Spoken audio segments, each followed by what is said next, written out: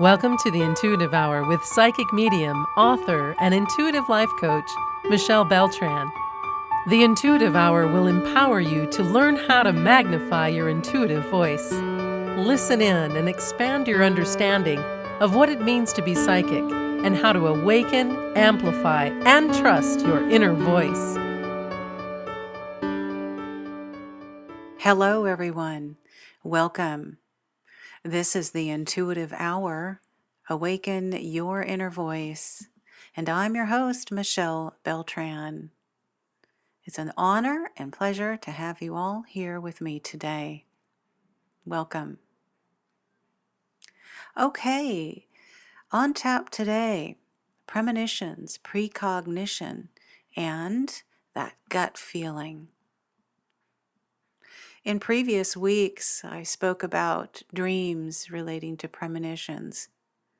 In today's episode, I want to expand on that a little bit more and talk about that sense of knowing, that gut feeling. In technical terms, we call this claircognizance. If you have ever planned to do something and then stopped perhaps because of a gut feeling or sense, you made a choice to not do something or do something. That's the colloquial term for a premonition, that sense of something is going to happen. It's got other names, of course. We call it women's intuition, for example. There are many examples of premonitions or precognitive experiences in the mainstream world. One included President Abraham Lincoln when he had a dream of his own assassination. Another includes Winston Churchill, who avoided his death by sitting in a different place in the seat of his car one day and avoiding a bombing and his fatality. A third, Bonnie McKinney, who wrote a book titled Messages, Signs and Visits and Premonitions from Loved Ones Lost in 9/11. She recorded more than 200 premonitions about that fateful day, including one from her husband, who seemed to know he was destined to die when the World Trade Towers collapsed. So many examples, we've spoke of some of this in previous episodes, but many examples of premonitions and precognition. A gut sense or gut feeling coming forward. Of course, you don't have to be a world-renowned leader or involved in some cataclysmic event to have a premonition. It happens to all of us every day. It's happened to me, it's happened to you, it'll happen to us again. It's part of our soul speak, our soul talking to us. Intuition is simply another way of using psychic skills. Tuning into that gut sense is just an avenue, a doorway, which we call claircognizance, of using psychic skills. On a personal note, I didn't realize at first that premonitions or intuition somehow connected to psychic feelings. Yet, during my work in law enforcement, overseas, and stateside, it was intuition that I tuned in to in the beginning that made me question how truthful someone was being to me, perhaps, how trustworthy a person or situation was. It's intuition that makes police officers, for example, look twice at a potential suspect and sense something suspicious about them. We're all doing this on some level in our fields of expertise or in our life. We're tuning in to a deeper sense about something. I want to share one very unique experience where this gut sense was present for me, but I wasn't listening. It's a very distinct experience involving my dog Kilo and a friend of mine. Many years ago, Kilo and my friend and I were headed to a swimming hole nearby in our Upper Park area. We'd been to this area many times to enjoy a day of fun and frolic, so I expected this excursion to really be no different. As we traveled the rocks and large boulders and descended down this winding trail to the rushing creek below, a strong premonition seized me. It was so strong that I stopped in my tracks. Just as I was scaling the top of a big boulder that dwarfed me in size, I sat there, momentarily perplexed, on top of the sun-warmed rock. For a few moments I couldn't move. I truly stopped in my tracks. My gut was at work here, yelling at me, in fact, go back. The feelings presented much the same way any of us might hear that little voice that arrives out of the blue, the little birdie on our shoulder, giving us a sense of warning or caution. I called out to my friend ahead a few times, let's go back. Something didn't feel right. He and Kilo were up ahead, excited about the plunging into the cool water below, and they weren't about to listen to me, I could see. You're being senseless, Michelle, I told myself. I hesitated, sighed, and just went on, ignoring the deep feeling that something was not right. Kilo and my friend ahead reached the sandy water's edge at the bottom of the trail first, and I was right on their heels. No sooner did we all come around this magnificent 15-foot boulder leading down to a spectacular beachside, very popular for the locals, when Kilo launched happily into the chilly waters. Usually when Kilo is happy, I'm happy too, and I found myself grinning ear to ear as well. I find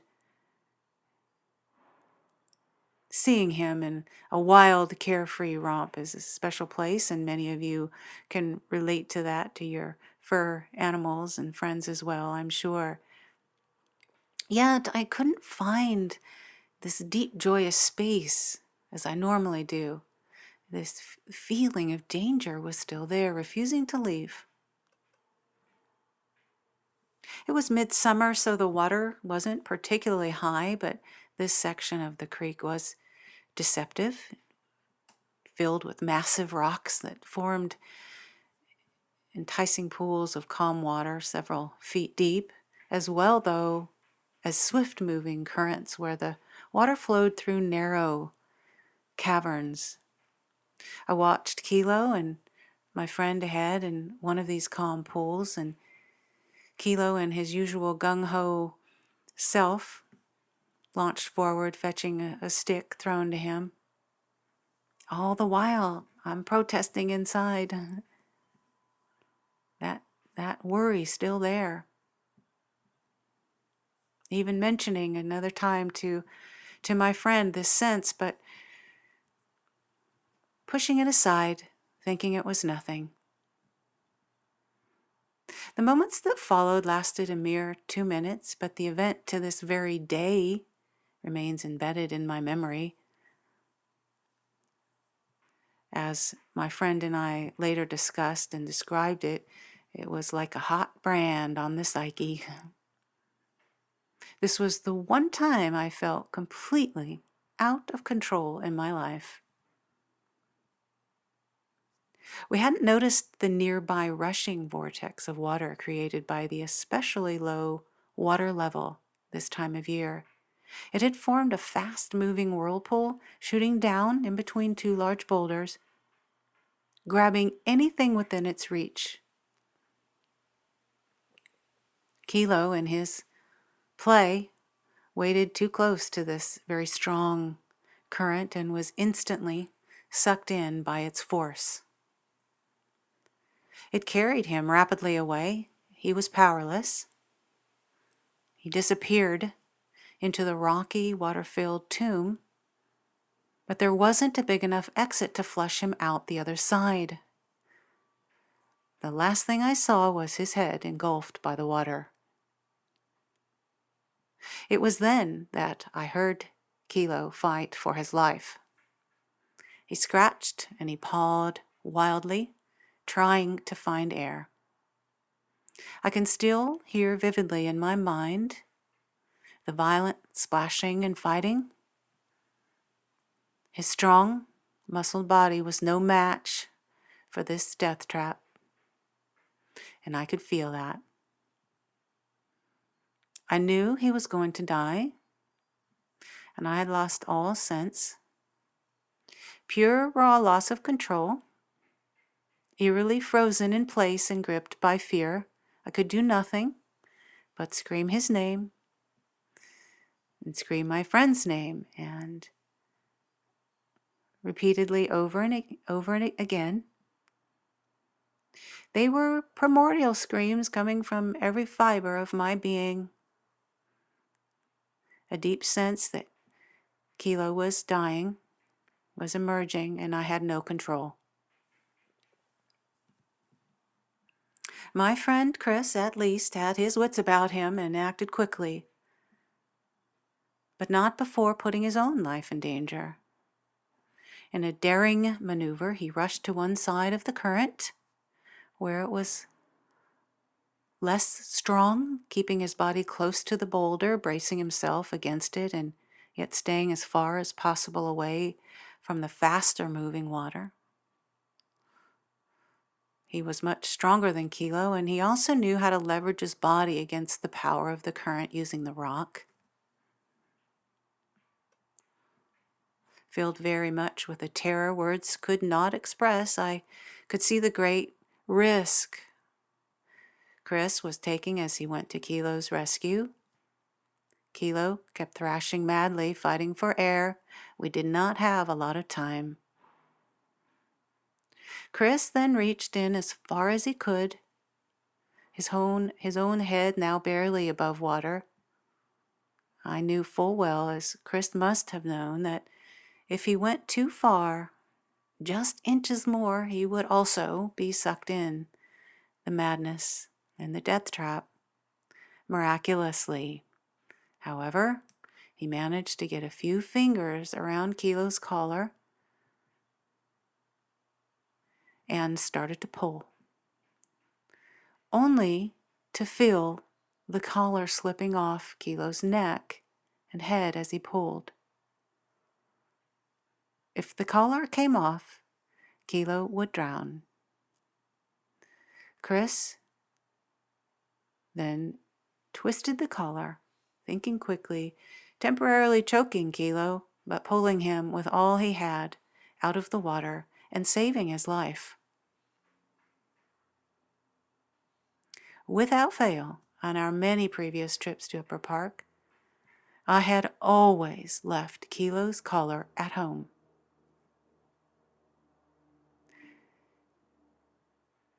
As a working dog, he also had a badge, and it was on his collar. I'd often feared losing it, so it was left at home. On this day, however, following a gut sense, and for reasons beyond my understanding at that time, I decided to put his collar on. That gut feeling, together with my friend Chris's lightning-fast response, clear-headedness, clear thinking, saved Kilo's life. I'm truly convinced there was indeed a higher force at place this day that kept Chris and Kilo alive. What's very interesting, and hence leading to our episode topic today, is that there were two opportunities to recognize and tune in to that gut sensation, that claircognizance, that inner knowing in this experience today. I listened to the first and put Kilo's collar on him. I gave up too easily on the second when I chose to ignore my gut and keep going down the trail. From this experience, I learned to listen to my premonitions, precognitive notions, gut sense, whatever we want to call it. I learned to listen. Take a moment, if you will, everyone, to consider your past few days or weeks or months. Consider your own life. When have messages of knowing from your own soul self, your soul speaking to you, again, we call this claircognizance, gut sense, intuition, when is that tried to present through emotion and you didn't listen? Think back, let a memory come in. Maybe there's more than one. Don't look for that memory. Just let it come to you. It'll find you. Did you have a feeling that someone you had not seen for a time would call and then received a call from them? Did you find yourself saying, "I knew it," after an event? Was there an inner knowing about a decision you made? Did the perfect words or artistic inspiration come to you at just the right time with a feeling of exuberance or excitement? That excitement is your soul telling you yes. We call that yes energy. When you have that, do it. Perhaps out of what seemed like nowhere, you had an inspired idea that resolved a particular issue of importance. These are all the same thing. This is your gut sense at work. Times you want to listen to your inner voice, and an extremely key component of your psychic being, and even further, your own soul self, your intuition, giving you guidance in your daily life. All right, as we begin to come to a close today, I want to give you a couple tips about actually how to open up to this claircognizance ability. We've all got it. As you've been searching in your previous days or weeks when you've had an experience with a gut sense, surely you've come up with some times where you had a knowing. So let's talk about how then we can begin to open to this claircognizance ability even more. I would like to just walk you through a powerful exercise to begin to access this.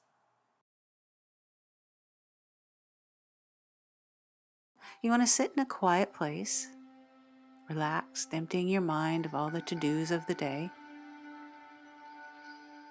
Take a few deep breaths and release each breath slowly through your mouth, doing some belly breathing. Come into that quiet place. Bring your attention to the thoughts in your mind. Notice how thoughts arise and subside. Say hello and goodbye to thoughts as you become more calm and present.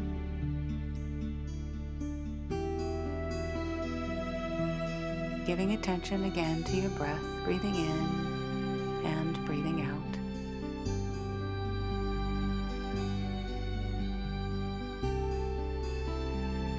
For the next part of this brief meditation, come from a place of seeing or sensing that your thinking process is just taking place naturally of its own accord and not inside your head, not being controlled. Thoughts just coming in and out. You have access to all the information in the universe.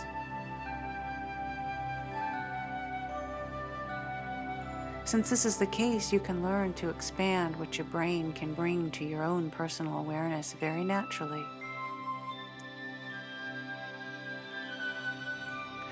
With your eyes open and a journal handy, place your awareness on tomorrow. Say tomorrow out loud 3 times.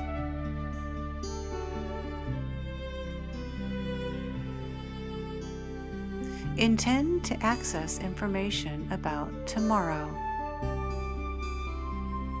Let your eyes remain open, but don't attempt to focus on anything in particular.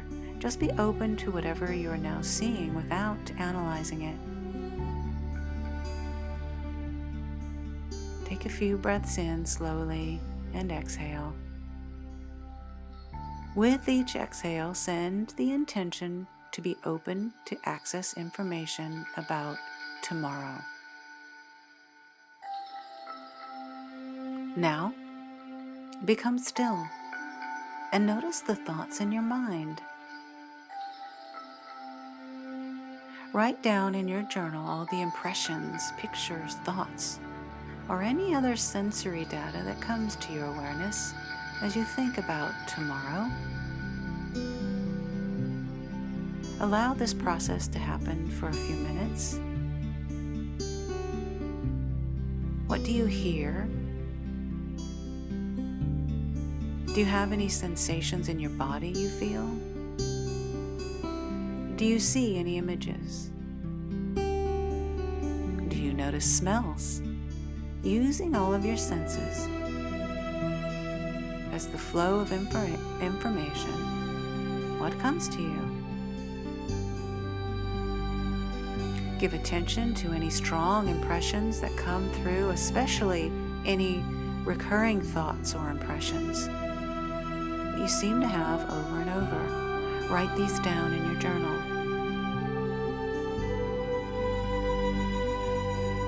Don't judge or be critical or worry if any thoughts or impressions seem fanciful, don't make sense. It may even feel like you're making that up. You are not. It all has meaning. Just write it down. Filter out any thoughts that arise about things you already know involve tomorrow, such as the appointment you have. Focus on information that isn't related to what your mind has already stored for you about tomorrow, and let that come. Next, complete what you're writing and set down your journal. Once more in the day, later in the day, go back and repeat this exercise, writing down the impressions you get once again about tomorrow.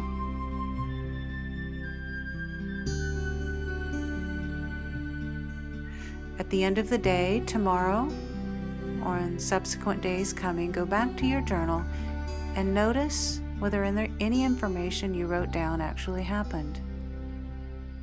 This simple exercise is allowing your claircognizance ability to wake up. You are saying hello to it. As you do this, information now begins to come in. All right, everyone. I hope you've enjoyed this brief exercise. We call this a automatic writing claircognizance tool to open up to this ability. You may find success in doing it more than once. I hope you have enjoyed today's session. For any questions or comments, please reach out at mbeltran@michellebeltran.com.